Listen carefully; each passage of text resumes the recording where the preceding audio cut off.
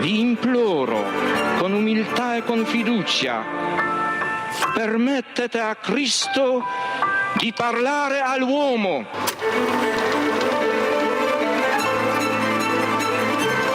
Don Gius aveva capito il problema che avevo. Se la tua vocazione è vero, il tuo lavoro verrà fuori anche dai sassi.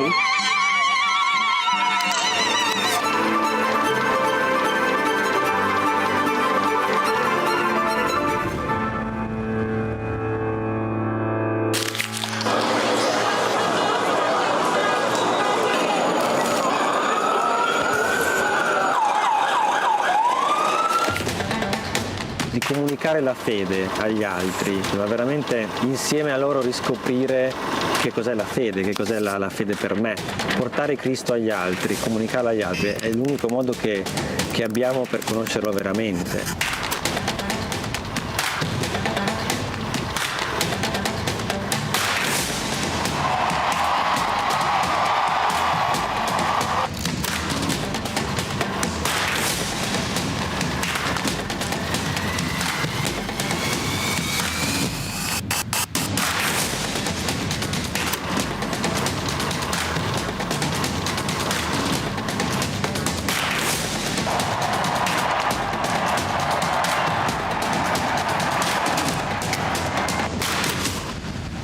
L'Iter Communionis aiuta a comunicare all'esterno la ricchezza di vita, di giudizi, di tentativi, di opere che nascono dalle persone e dalle comunità.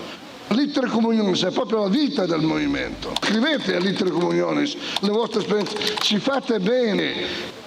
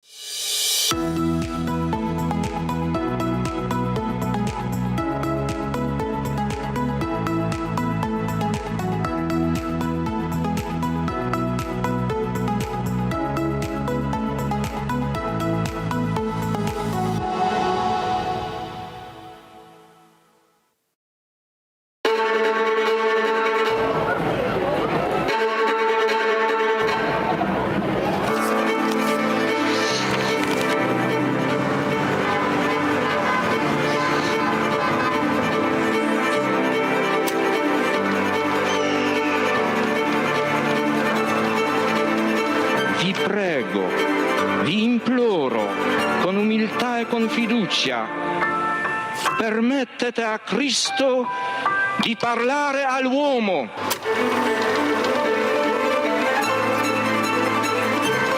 Don con Giuseppe aveva capito il problema che avevo. Se la tua vocazione è vero, il tuo lavoro verrà fuori anche dai sassi.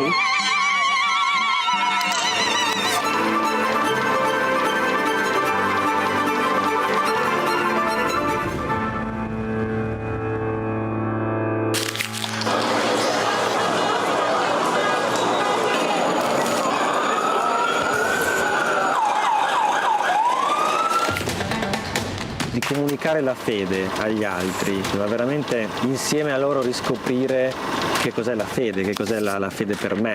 Portare Cristo agli altri, comunicarlo agli altri è l'unico modo che abbiamo per conoscerlo veramente.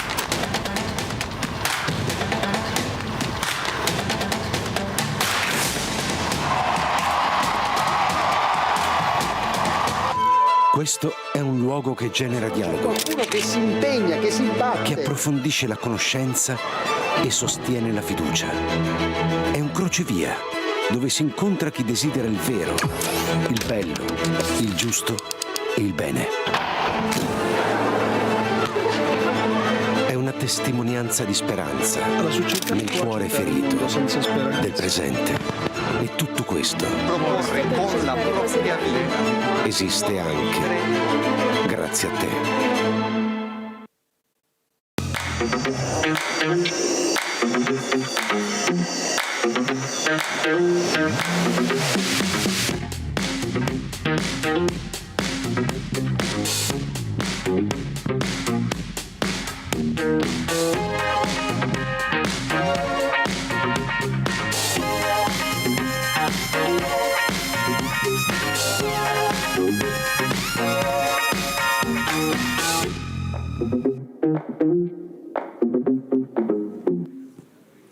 Buongiorno a tutti.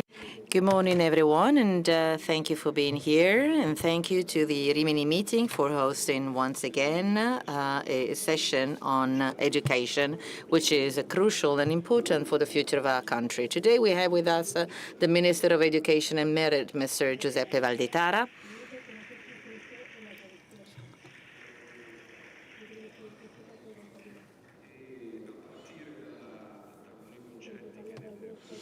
So, based on some idea that he always underlined in his mandate, the student at the center, tailor-made education and training, the School of Talents and reforms that were implemented at that time, like the recent reform of 4+2 on all the educational supply chain and the new education national guidelines for pre-primary, primary and secondary school enhancement and tailor-made education, new guidelines on civic education, the relaunch of ITS Academies.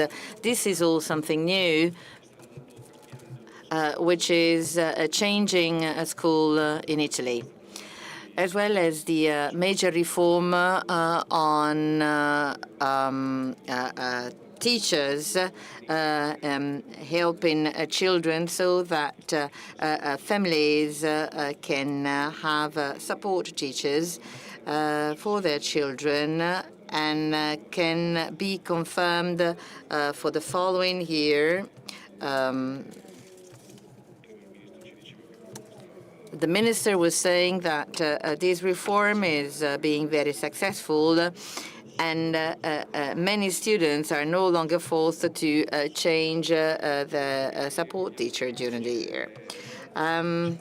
Today,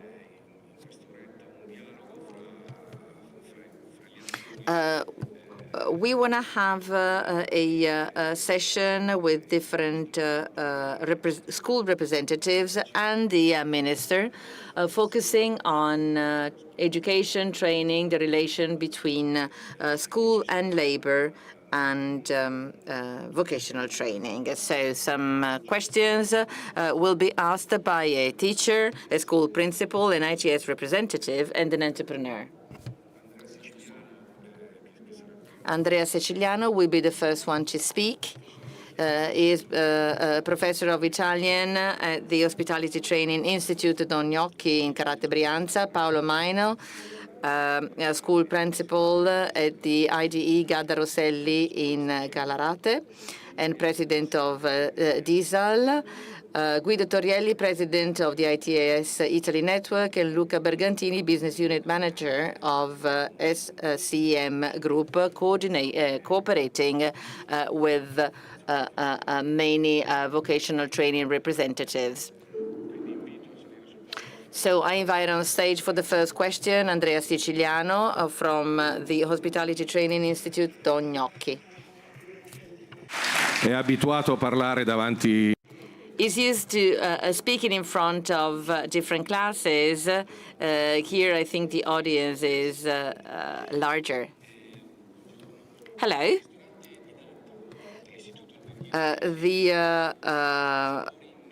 A restaurant where I'm teaching is called Sapore in Mente, Taste in Mind, combining the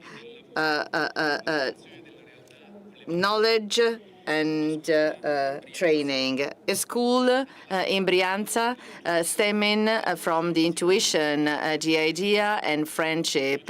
As the founders say, that were parents, entrepreneurs and teachers involving men and women of culture. Regine Pernou, Eugenio Corti, who suggested to call the school Don Carlo Gnocchi. This school came out of the miracle of a friendship that could become the most beautiful school worldwide.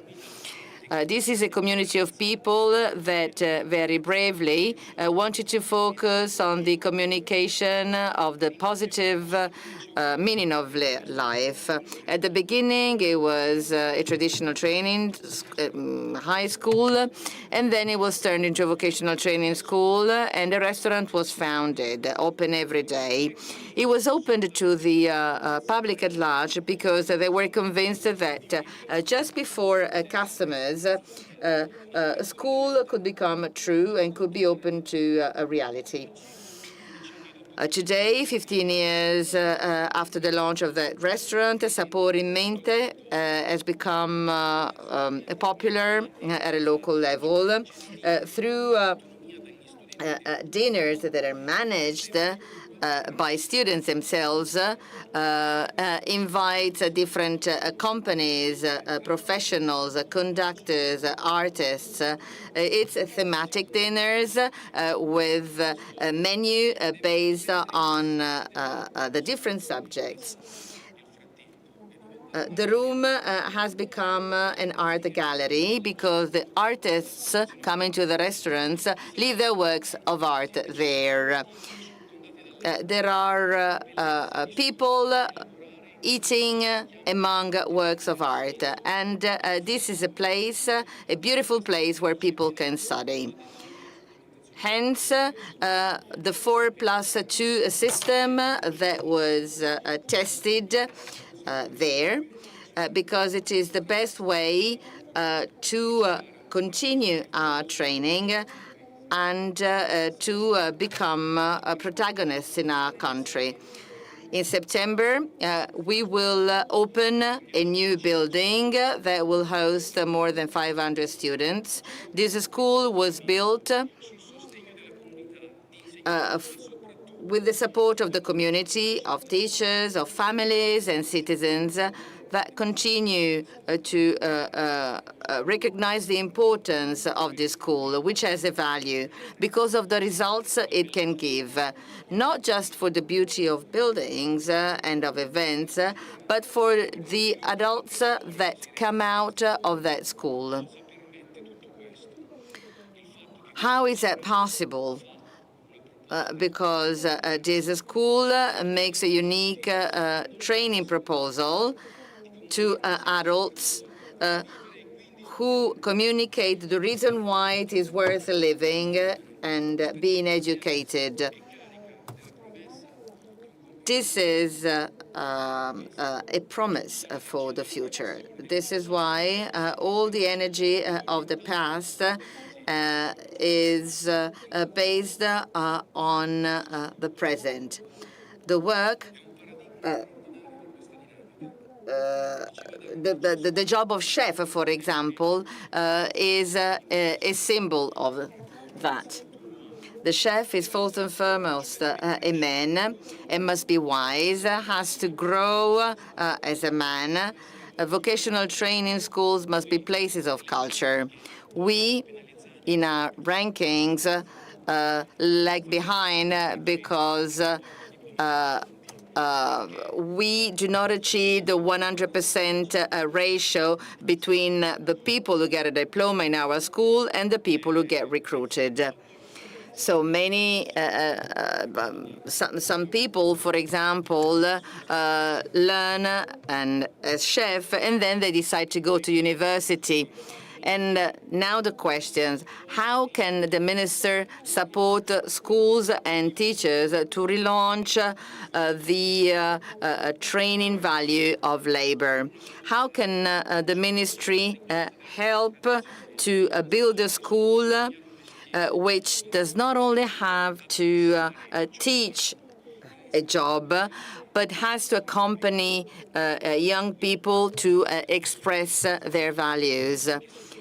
And what is the model that can be used to tackle the challenges ahead? We need the contribution of everyone, schools, teachers, families, civil society. How can we continue developing the 4+2 system, which has seen public and private schools work together to widen everyone's horizon? The floor is yours, Minister. Thank you very much for your questions. I imagine you listened very carefully. This report on the activities of this school and other schools. So, extraordinary values were mentioned here. And let me underline the first value, which is essential, as in the person is at the center. So, what is the purpose of the school? The purpose of school is to enhance the talent of each person, of each student. So, the report was talking about values, the importance of labor, for example, because a person can develop in his or her own job with his or her talents. So the school has to put the person at the center and has to provide a tailor-made education. This is very topical. When I read some statistics, the statistics made by SWG a few months ago, I saw that to young people, rights, freedom, living well is a top priority. And labor, work, is not a top priority. It's important for young people to put freedom and rights as a top priority. But it's not good that they consider labor as not a top priority, not as their main aspiration. Young people have to see labor as a way to develop themselves. They have to rediscover the beauty of labor and the importance of getting engaged and being able to work hard and to accept working hard. So labor must be central to enhance the person, because otherwise, if labor is not a main value, without this constitutional value, which is so important, which is very Christian, St. Benedict made a major revolution. If we compare is ora et labora, and the revolution of the importance of labor in the development of the person to the classical world where labor was not considered as a value, we can understand the major importance of this cultural revolution. It is not by chance that Article 4 of our Constitution was the result of a contribution of Catholics. Our republic is founded on labor.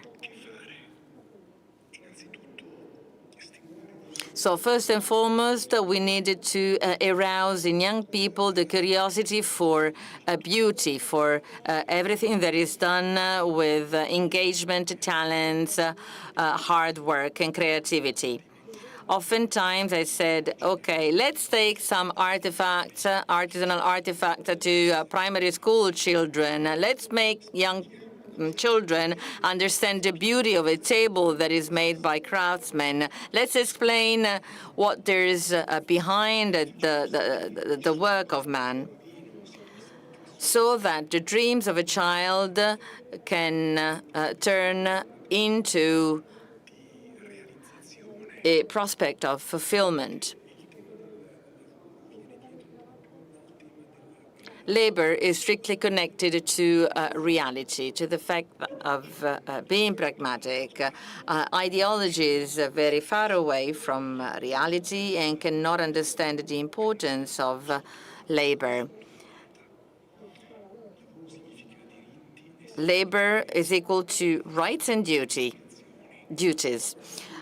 And there are this has many implications. Labor also means enhancing vocational training schools and vocational training. The importance of going to schools and at the same time starting to work. And thanks to the norms introduced in 2023 on the importance of going to school and going to work at the same time, the number of accidents at work decreased. So the 4+2 system is a major cultural revolution because it can put together the enhancement of the person, the enhancement of different talents. Diversity is an asset. Diversity is beauty.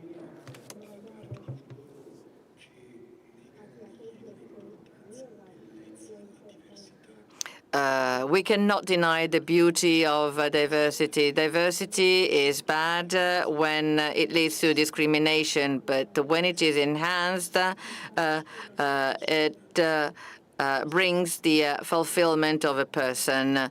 So, a person, diversity, fulfillment, relationship with companies that are also important. The school has two main purposes. Freedom on the one hand, as in teaching each student to be independent, to be mature, to be able not to give up. This is an adult person, a mature person, and on the other, labor. A school that cannot educate to labor, that cannot provide the tools to have a professional career in the diversity of sectors, in the diversity of training careers, is a school that is not working properly. Is a school that does not achieve both purposes. This is why we came up with the 4+2 system, because when I see some Catholic or Christian vocational training schools where young people who failed in traditional schools my first experience, there was a vocational training school in Brianza, and they said to me, okay, we are just accepting young students who have failed twice or who have been condemned. It was just a joke, but a very cheap joke. And here, young students were transformed, and they said, okay, Minister, come over and see how they were working on bikes, and they were explaining to me the main principles of physics. They had failed in other schools, schools that had not been able to enhance their talents, but that school had been able to enhance their talents with teachers who had found the key to reach them. 100% they could immediately find a job. And this is a school that put labor at the center. And this is the most important tool against bullying, against dropouts, and against deviance. Because if a man can make his or her dreams come true, then they no longer need to deviate from their path. This is the model of school I have in mind, and that together with you can really be implemented, starting from the 4+2 reform that has to be implemented everywhere.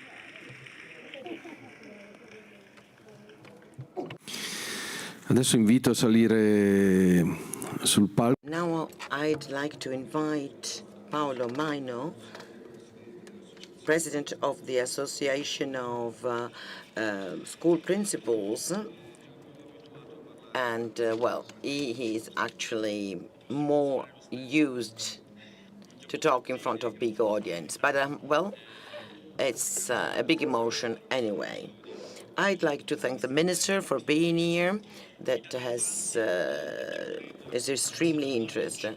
On the one hand, the Invalsi data talk of a decrease in school dropout, but they also show that Italy cannot change the trend in the decrease in the basic knowledge of Italian, mathematics, and English. So this is what is called the implicit dropout, that is to say, young people who get their diplomas, but they do not have the necessary skills.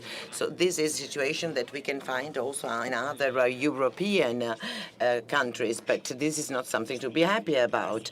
Many students in our schools, in our classrooms, take part in different activities, but they do not receive any added value. School is no longer a social lift, and there are great differences even among the different areas of the same city. So there is a path that was indicated in 1999, an important period for educational reforms. This is to say, that of the autonomy of schools. That period was extremely important because in order to satisfy the existing needs, it is necessary to understand them, to interpret them, and to find ad hoc answers and responses that could actually reach every single school and every single student, and can enhance the importance of teaching and learning.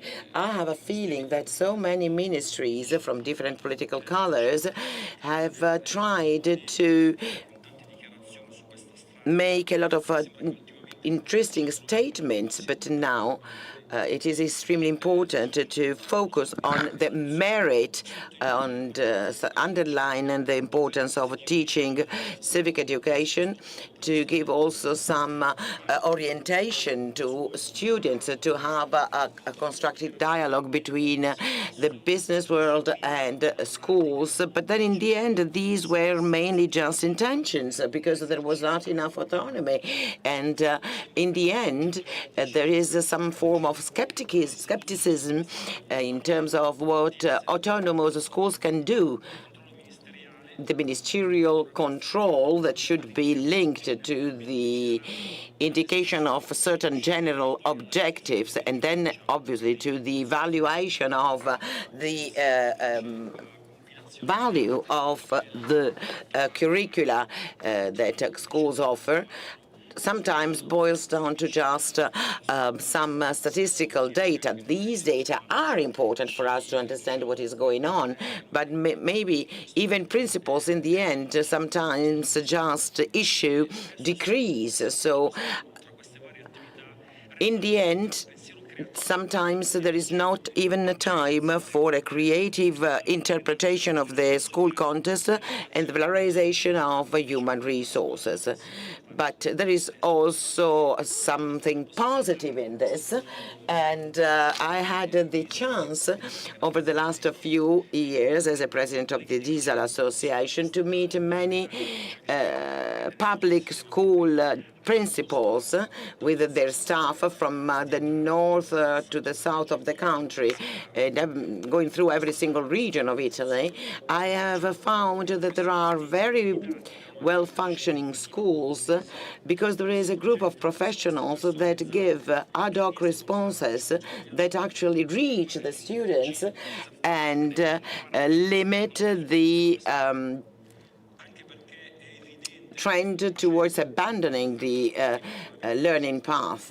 So there are different educational offers that have to be created specifically for certain targets. So the creativity of these responses is proportionate to the existence of a real autonomy. So I don't want to go into technical details, but I would like to ask Mr. Minister, how can we actually make single schools autonomous? So what does the ministry think it could be done to create educational paths that are really tailor-made, so to say? So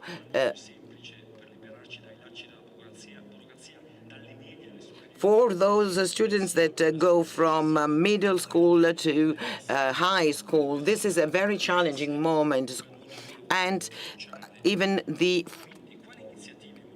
following steps towards universities. So I'm asking, what are the initiatives that the ministry has envisaged to provide families and students with the necessary tools to make the educational community a fertile ground for reasoned and serious choices? Grazie per il suo intervento. Anche qui. Thank you for your intervention. Well, there's a lot of food for the thought here, actually, and I'll start with your first observations. So the problem of the dropout rate, this is an extremely important topic. We have focused on the struggle against the explicit dropout, because a country cannot proclaim itself to be a civil country when so many young people drop out from school. So the results that we have found are extraordinary. We have already overcome the target that we had set for 8.3%. There has been a thorough decrease of the explicit dropout. A very important role was played by the Caiano Decree, and I'll give you just one example. For Naples and the province of Naples, there were 7,500, more or less.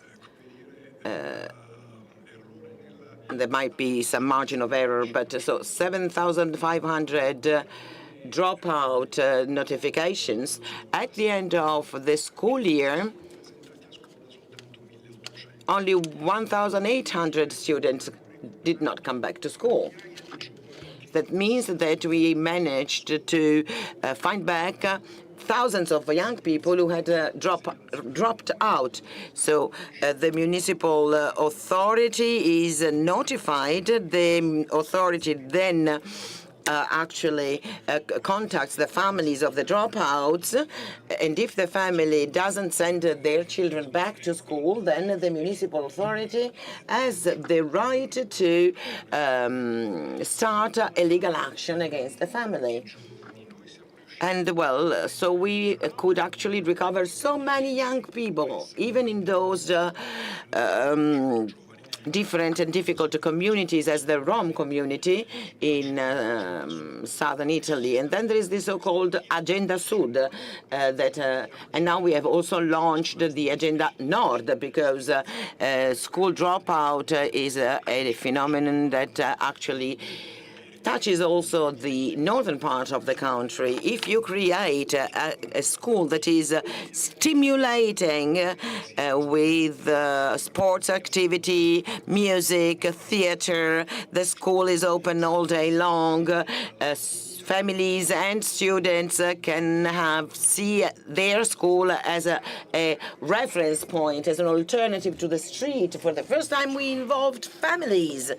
Above all, those families that are living in less advantaged circumstances, in order to make them aware of the importance of education. So we have started so many projects, and I'm really happy to see that also in terms of implicit dropout, the skills that students can acquire, where we have applied this agenda, we did have exceptional results.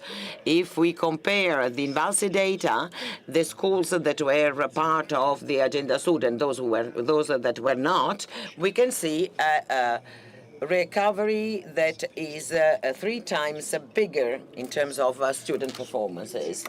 And then, well, we will go, we wanted to double the resources. We should reach about $500 million. We will also give more resources to the Agenda Nord. Here there is also the theme of immigration to be considered, the need to teach Italian to the new arrivals. So we are going to hire 1,000 skilled teachers who will teach Italian to foreign young people, because it's not easy to teach our language to someone who doesn't know anything about our language. It's not easy, so they need to find skilled teachers.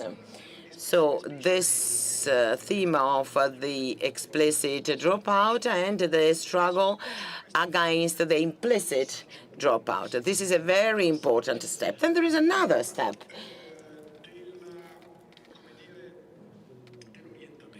That is to say, to actually help young people find their way in the educational world. Young people need to make choices that are in line with their skills. If we want to make school curricula more targeted, we should really think about the needs of every single student.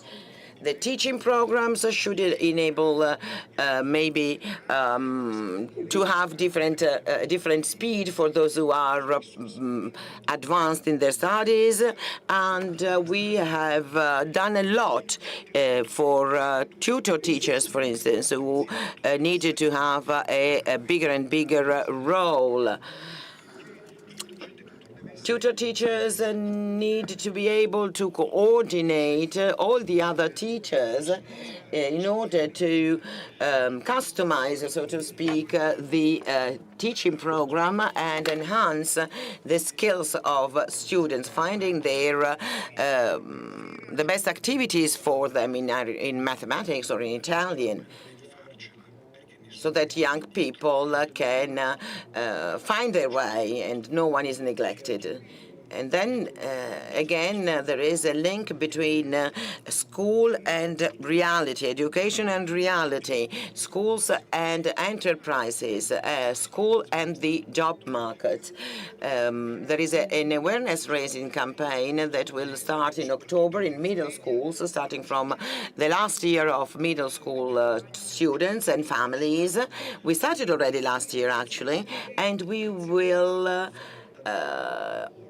try to illustrate the offer of the labor market, the salaries, the wages that these new workers will find, the different options in terms of careers also abroad. So if we manage to make all this system based on customization work by really giving young people and students what they need and involving teachers so that students can and families can make a reasoned choice, not just because students want to go to the same university or the same school as their friends or their relatives. So we need to make choices that are in line with the skills of young people. This is the constitutional school, and also the good practices and autonomy. I started with the struggle against bullyism, against gender discrimination. I asked the schools to send me their best practices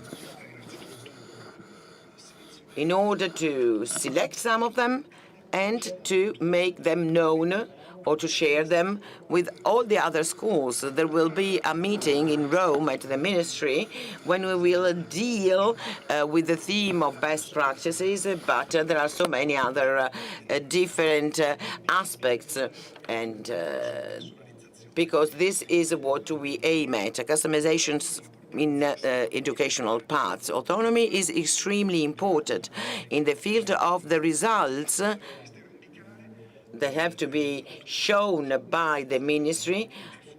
It is very important to understand how to actually bring about this autonomy. So by spreading good results, good practices, good examples, I think this is extremely useful for the Italian school as a whole.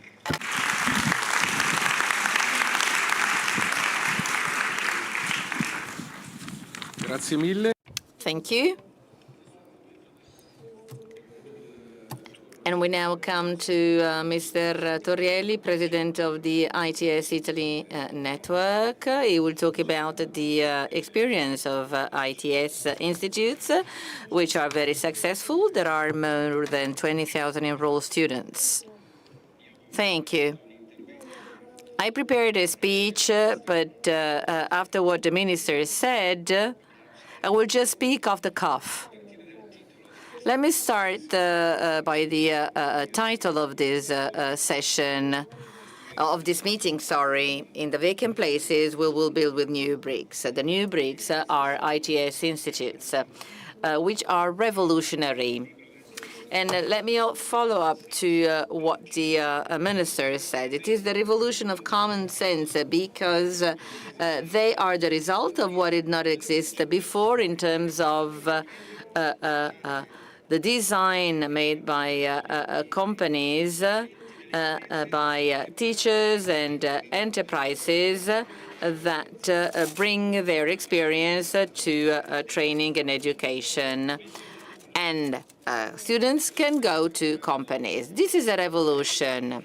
Therefore, 120 ITS institutes out of 147 to achieve the National Recovery Plan target. Recently, 22,000 students enrolled in 2024. We started with 7,000 students. We then got to 11,000 students, and I think we will achieve 40,000 students. In 2027, I will finish my mandate. I hope that you will remain because we have to continue this mission. I feel myself as a missionary defending the ITS system. To me, this system has to be disseminated everyone because it is at the service of students, enterprises, and society as a whole. We have to look at the future. We have to look ahead. This is an important future, in my opinion. because we have to achieve the objectives set.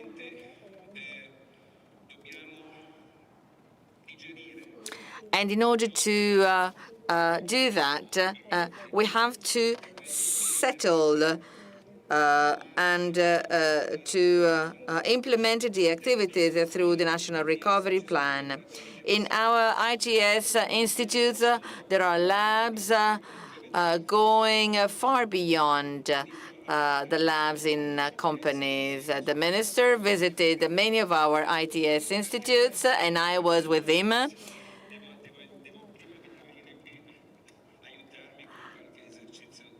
And the minister really liked those visits.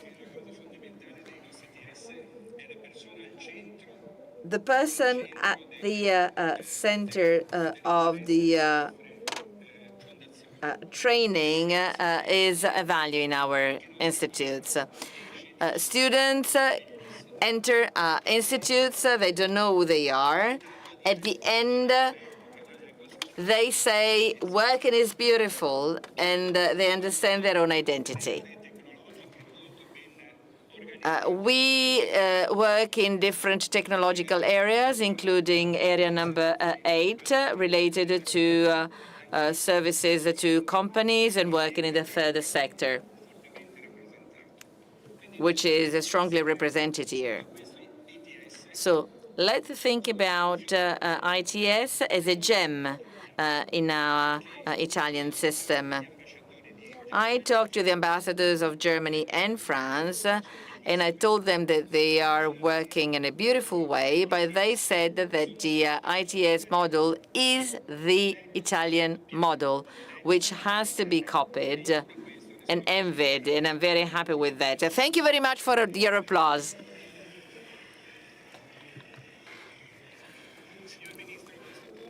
Dear Minister,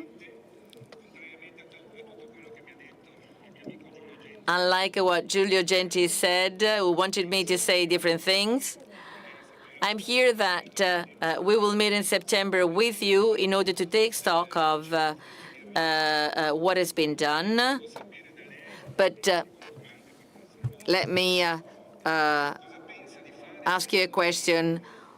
What do you think you will be doing to keep and improve the ITS institutes so that the targets can be achieved? As I recently said in an interview to Messaggero Marittimo, 40,000 students is a target that we can definitely achieve. Second question. Together with the Minister for Public Administration, thanks to you, we brought an added value to the ITS institutes, which are becoming increasingly interesting also for public administration and for cybersecurity. So what is the policy behind to achieve these targets? Third question. What do you think you will be doing to strengthen the relations between ITS institutes and companies, enterprises? Because here there is a danger, the danger of a reduction in the number of students. So what is the target of internationalization? And how can you increasingly strengthen the active participation of companies in internationalization? They have to contribute with 60% of their staff to training in ITS institutes. So when we double or triple the number of our students, if employees have to go and teach, companies will no longer be able to produce, or on the contrary, they will recruit 3 times as many students. So I started working with you in 2022. I started as a president in 2021. In 2022, I started working with you. Today, we're here together, and hopefully in 2027, maybe from this stage, I will finish my mandate. But hopefully, there can be a session in 2027 so that we can finalize our job, because I think we are giving an important contribution to the future of our country. Thank you for your speech, and which is really heartfelt and full of passion.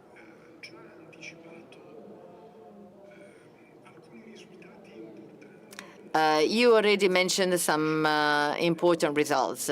First and foremost, the dramatic increase in the number of students in ITS Institute. That was a target of the National Recovery Plan, and we are really happy with that target being achieved. It was also important the way we invested our resources, be they European and national resources. If they do exist, they have to be spent in a proper way and properly invested. They must not be wasted, because oftentimes when resources are made available to achieve a significant target, they are wasted or used improperly. On the contrary,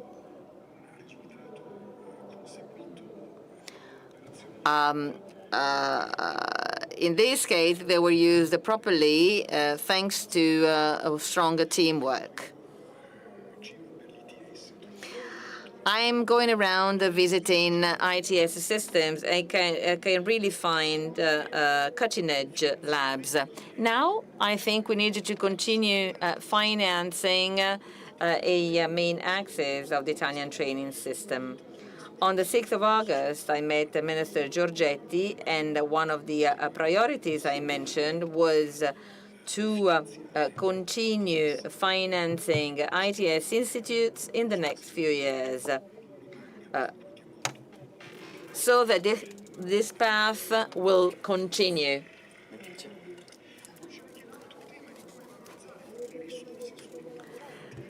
Then we also needed to understand how to enhance this education and to increase the number of people in ITS Institute. The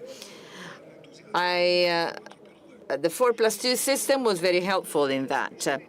And this is a major difference with the standard vocational training school and the Hochfachschule in German-speaking countries, because there they do not have the supply chain. Whereas we invented the supply chain, we made a strong connection between the Vocational Training Institute and vocational training, because for the first time we also announced a regional vocational training that was done by the ministry.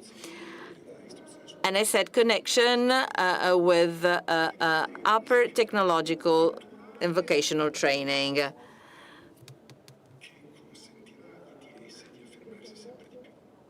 That will enable ITS institutes to be increasingly successful. Then we will need to avoid the proliferation of ITS institutes where there is no quality. And public resources here have always to be used in a smart way without being wasted for local objectives. So in the future, the new ITS institutes will have to be selected very carefully. But this is the way ahead for us.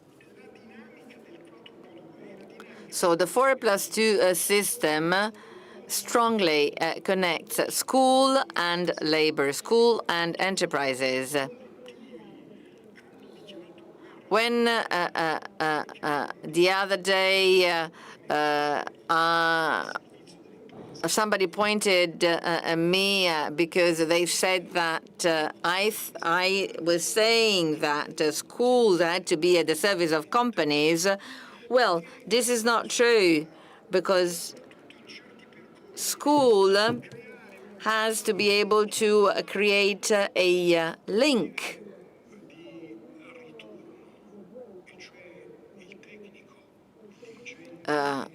with enterprises, as in managers working in enterprises have to teach in schools if there are no specialized teachers and if there is something innovative that needs to be taught. Hence, the ability to innovate and also the ability to finance. I promote different initiatives. There is a new office at the ministry whose mission is to make a link between schools and enterprises. If the enterprise has specific needs and the school can cater for that needs, they need to be put in contact. Public financing is no lower than the public financing in other European countries. It is even bigger than in Germany compared to other GDP, but private financing is much lower than in other European countries. Hence, we need to do something for that. Then let's focus on internationalization. ITS institutes increasingly play a fundamental role for two main objectives. On the one end, to promote solidarity, to create development in countries needing proper training. I was into Ethiopia, Algeria, Tunisia, Egypt, and other European countries needing to have such experiences. So training workers there in those countries is fundamental so that these societies can grow, and also to limit migration. On the other, since there's a mismatch that will not be solved on a short-term basis, we also need specialized skills trained in Italian and in Italian culture, but that are very specialized. After signing memorandums of understanding with the Egyptian and Tunisian governments and the Ethiopian government, some Italian ITS Institute opened in Cairo, Addis Ababa, and they will do so in Alger, ITS branches to train local young people who will be able to attend a specialized training course to then be recruited in Italian companies. So the ITS institutes are also a tool for school diplomacy, are a tool that can create development. This is why I allocated specific resources to internationalization. We are giving funds to ITS institutes going abroad in agreement with Italian companies to promote training and development. There is a strategic logic behind providing recruitment opportunities to our younger people, connecting schools and enterprises, enhancing talent, persons, solidarity, and international cooperation. Then you mentioned the connection with the public administration. We prepared the amendment on that.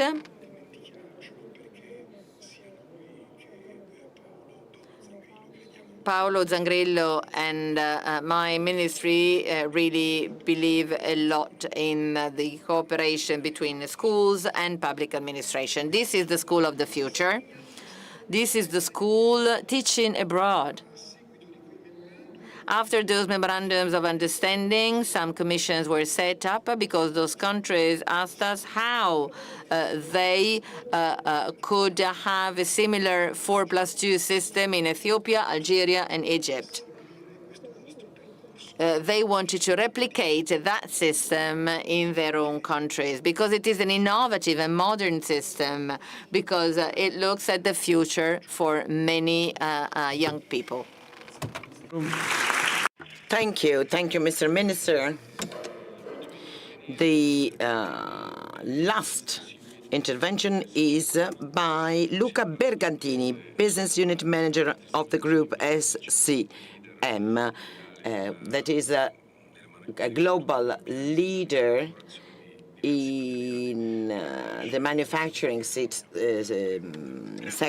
and it is a local enterprise. I'm Luca Bergantini, Business Unit Manager of SCM Group in the timber sector of the SCM Group that works in terms of the manufacturing in different materials, plastic, stainless steel, plastic, timber. So all possible objects can be produced with our technologies. Our turnover is about 1 billion euros. We are present everywhere in the world with our own seats and branches, and we are partners of so many different schools and training centers. I'm bearing here my testimony as a manager of 25 years of experience, because I had the honor to participate in the renewal of so many workshops in training centers, universities, schools in Italy and abroad.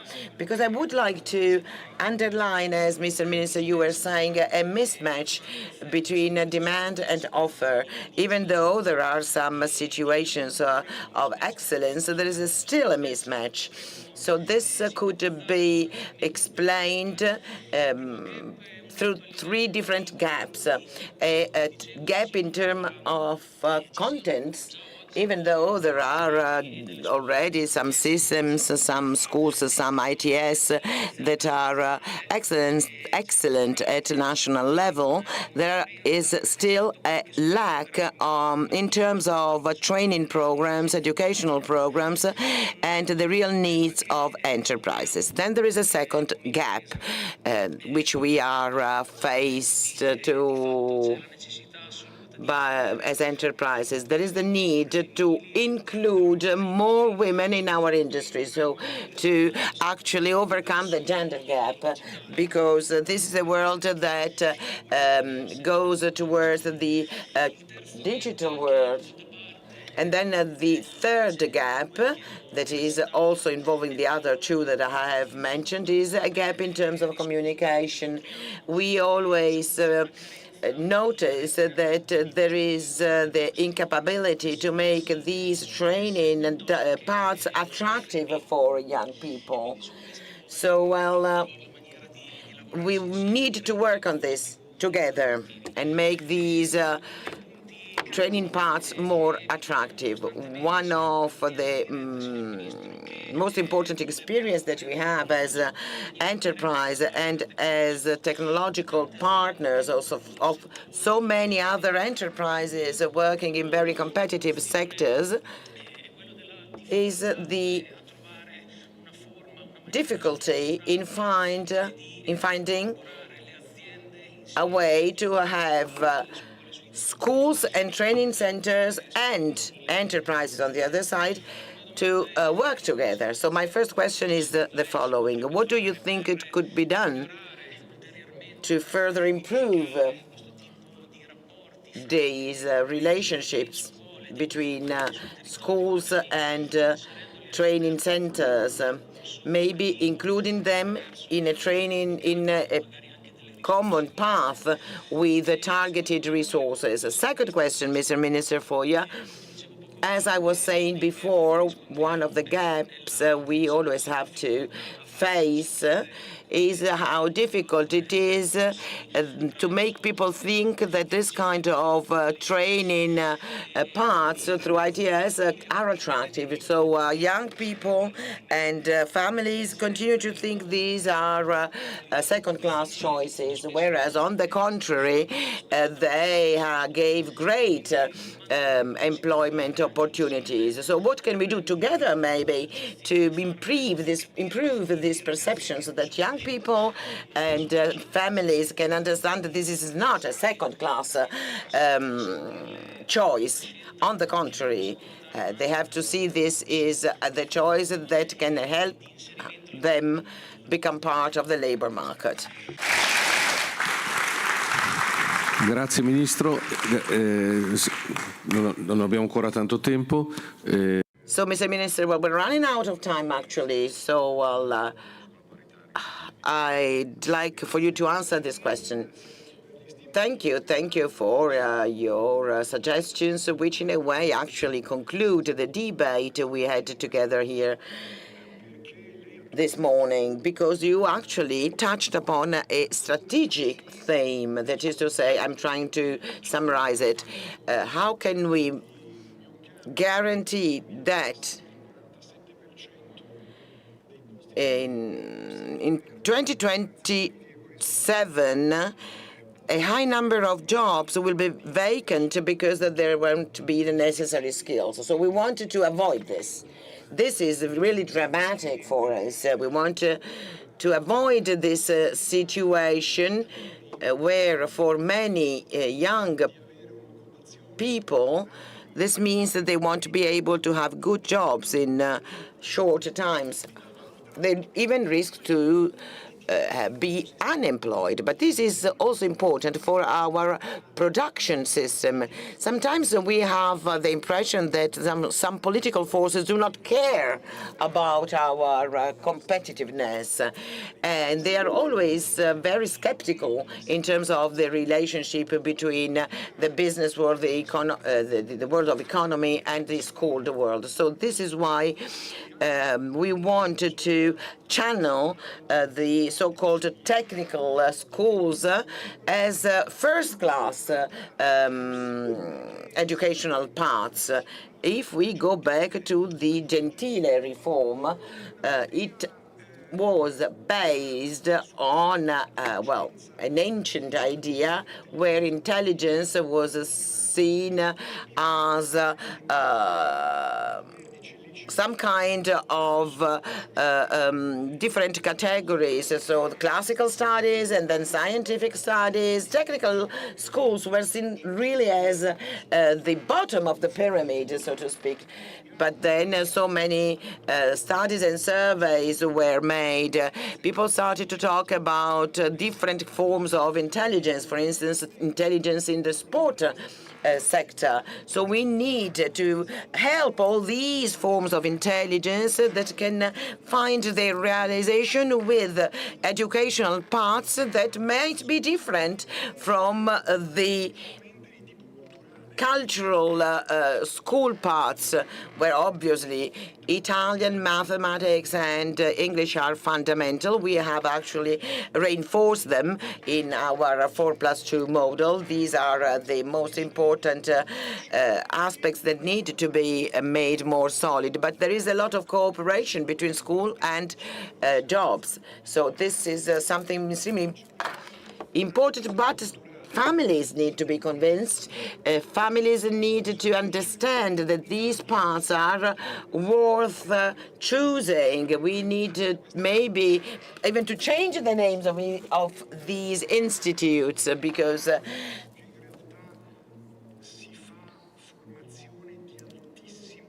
these schools provide very high-level education, also in agrarian institutes or institutes for the hospitality. So when I talk to these students that prepare incredible dishes, I say, well, here there is some form of genius, of intelligence, great talent. And these agrarian institutes that use EI, when you go and visit some schools, you really feel you're entering into the future. So when I heard some politicians that are still thinking as we used to think in the past, well, it is not true that the educational path has to be the same for everyone. And this is the reason why those students in that school in Brianza I was talking about before could fail once or twice. but because you can start and learning physics by repairing the engine of a motorbike. And or by understanding how the engine of a car works. So you need maybe sometimes to start from something that is real. So what you said, the involvement of young people is fundamental. A part of this 600 million euros for new skills in the National Recovery and Resilience Plan were actually targeted at this kind of work. We wanted to reinforce the teaching of STEMs, and we cannot say, okay, I'll just write something for you on the blackboard, you have to learn it by heart. No, this is not how it's done. To understand some physical theories, we have to start from something that is practical. Why I'm saying this? Because psychology shows us that young people have a very practical mind. So it's easier to make, especially young girls, interested in something like that if you start from something practical. If I had had a teacher that would take me into a workshop or would show me in the practice how the laws of physics work, well, that would have changed everything for me. I would have become passionate. When I go to these schools and I listen to the way they are, these subjects are explained, I'm really fascinated. So this means that the new way of teaching is extremely important, a new way of teaching that takes into account also AI, that has always to be managed by man. This is a fundamental aspect. So we will never, ever accept the idea that AI can replace teachers or in any possible way manage the teaching activity, because it has to be planned, it has to be targeted. So this is the great challenge we have to overcome for the future, a challenge that once again focuses on the person, on the student, a school that has students at its center. I'm giving you a figure. About 50% of teachers, support teachers,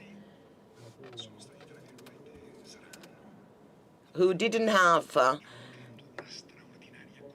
a contract now will have a contract and grant a continuity. And this will help also families, because there is a human relationship that is extremely important between the student and the teacher. This is a great step forward, even though it has been actually made difficult to create, to realize.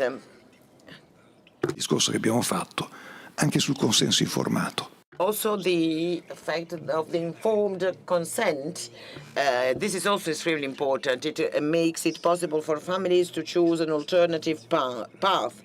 And this is an extremely important application of Article 30 of our Constitution that gives parents, above all, the right and the duty to educate, train their children. And this is the democratic school we want. This is the constitutional school that puts the student at the center.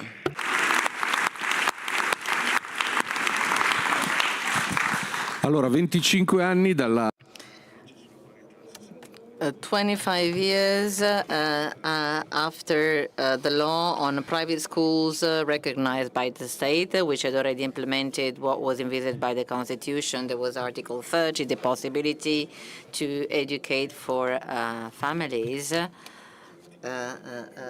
and to have non-governmental schools that after this law were called the private schools recognized by the state. that could provide diplomas. Now, their freedom is somewhat threatened by the lack of economic equality, although the current government is working on that because it is allocating, it is increasing contributions. Let me ask you these questions. What steps can be made so that Italy can decide and can increase contributions so that young students can freely decide what schools they want to attend. Now, let's focus on article number 30.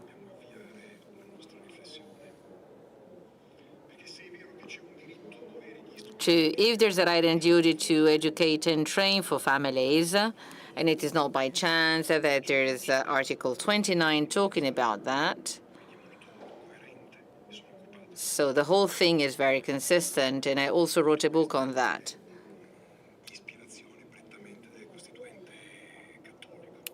Inspired by Catholic Giorgio Lapira. However, based on Article 30, it is clear that real equality must be ensured. Starting from November 2022, my objective was to ensure a real equality, starting with national recovery funds, national recovery plan funds. So there were many resources for labs, teacher trainings, and so on and so forth. But why should they be given only to state schools? Because there was no law on that. Because this is a public system, private schools recognized by the states are public. So we discussed about that with the Commission, and a few weeks later, we won the battle, and it is no chance that private schools recognized by the state were given 160 million euros out of National Recovery Plan funds. Then there are also structural funds. These are European funds. Why should they not be given to these private schools recognized by the state? Because they could also be given to teachers implementing extracurricular activities. And millions of euros were given for that. And then there was the fact that the best teachers working in private schools recognized by the state were going to state schools because there was a major problem there. Teachers, in order to teach in state schools, basically had as a precondition, the obligation to have taught 3 years in state schools, not in private schools recognized by the state. And once again, we won that battle. So the 3 years taught in private schools recognized by the states now are the same as those in state schools. We increased the resources bit by bit, year by year.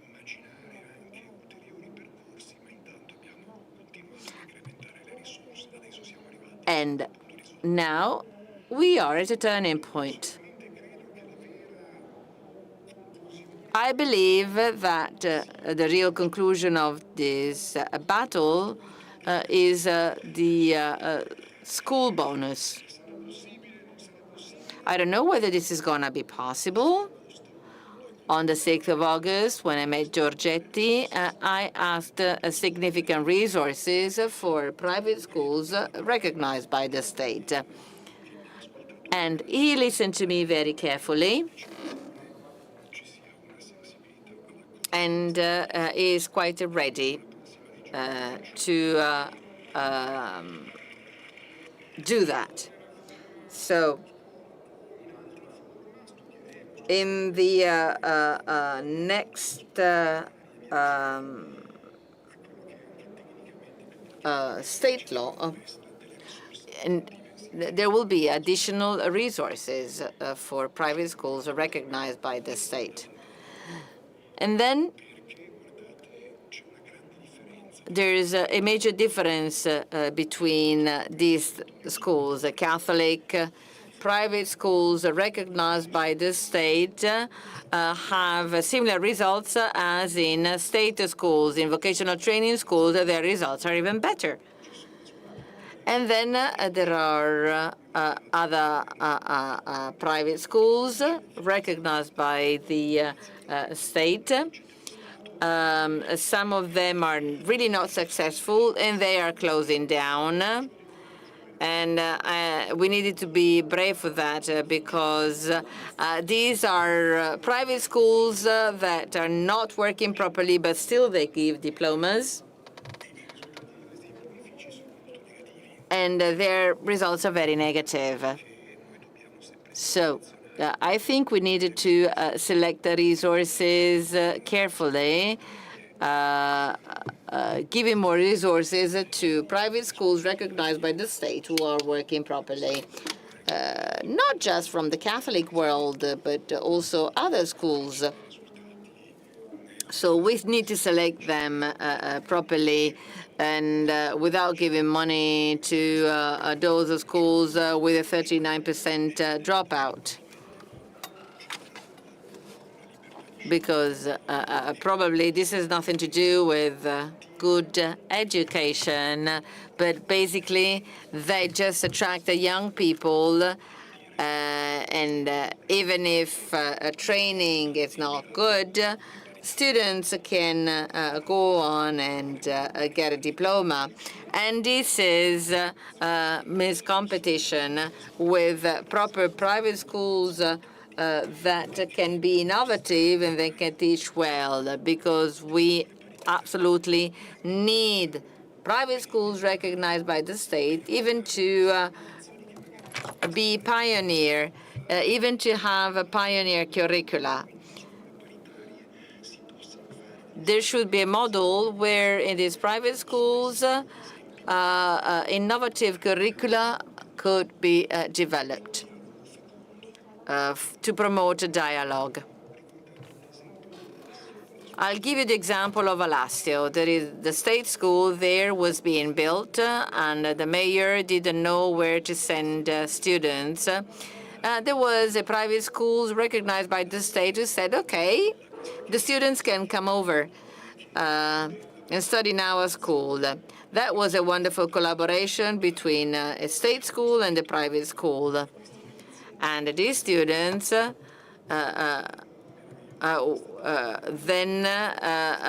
were able to have a wonderful building in the state schools. So dialogue, the exchange of a training experience, of labs, building many state schools accepted by the state, acknowledged by the state that joined the 4+2 system. There was even the foreign school in Cairo adopting that. Once again, the person is at the center of the training. The student is at the center. No other interest. Thank you very much. Thank you to Minister Valditara. Thanks to the audience, and thank you to the speakers who have helped us to understand that companies and schools can work together and collaborate to the benefit of students who are always at the center, and above all, that education to labor is culture. Education is not just a job, but it's a culture for life. As the professor said at the beginning, a chef must be wise and educated. Vocational training and vocational training institutes are an opportunity to make the person grow in his life and while learning their future job. Thank you very much to all of you. I remind you that the meeting of Rimini can also be supported through your donations. So you will find the Dona Ora corners, desks, and at the cashiers when you buy food. Thank you very much, and thank you very much to the Minister.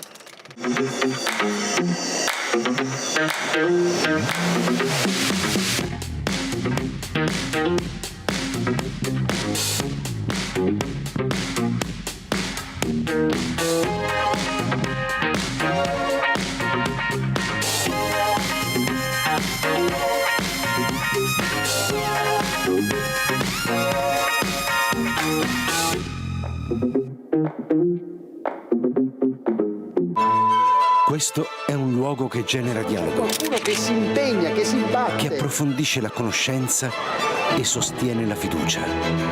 È un crocevia dove si incontra chi desidera il vero, il bello, il giusto e il bene.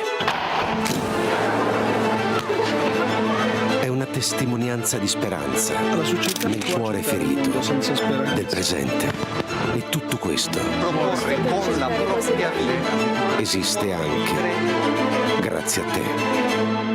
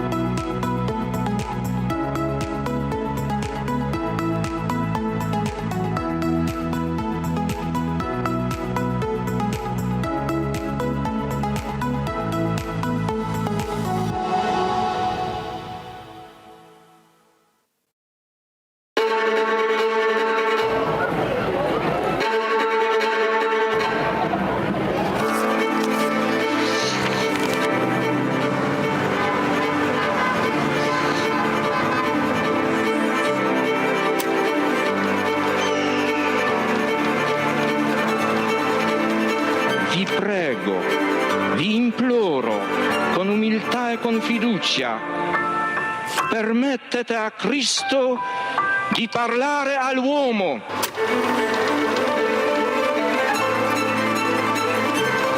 Don Gius aveva capito il problema che avevo. Se la tua vocazione è vero, il tuo lavoro verrà fuori anche dai sassi.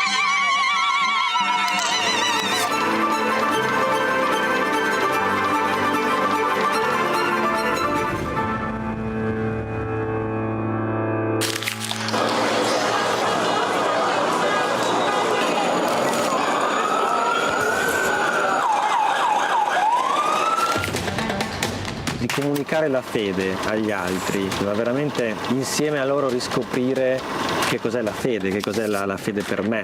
Portare Cristo agli altri, comunicarlo agli altri è l'unico modo che abbiamo per conoscerlo veramente.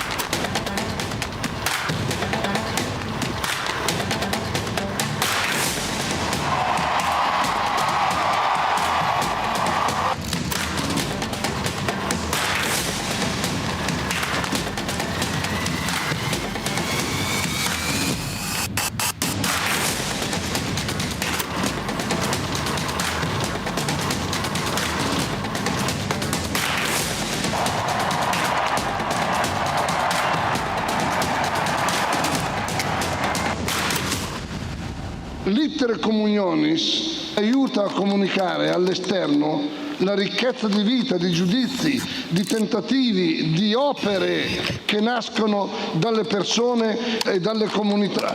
L'Itere Communionis è proprio la vita del movimento. Scrivete all'Itere Communionis le vostre esperienze, ci fate bene.